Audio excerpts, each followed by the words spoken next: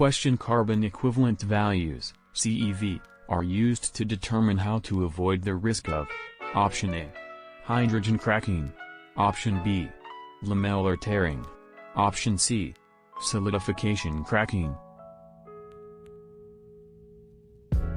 D. Weld decay. The correct answer is option A.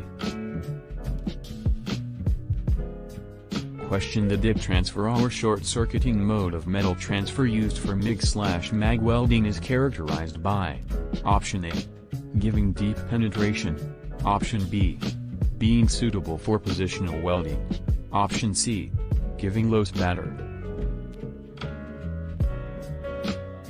D. Giving high deposition. The correct answer is option B. Question. Exceeding the maximum interpass temperature specified for a CMN steel weld joint may give Option A. Excessive porosity. Option B. Burn through. Option C. Lower toughness. D. Higher strength. The correct answer is option C.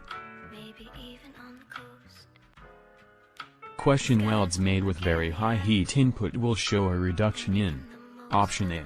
Tensile ductility. Option B. Notch toughness. Option C.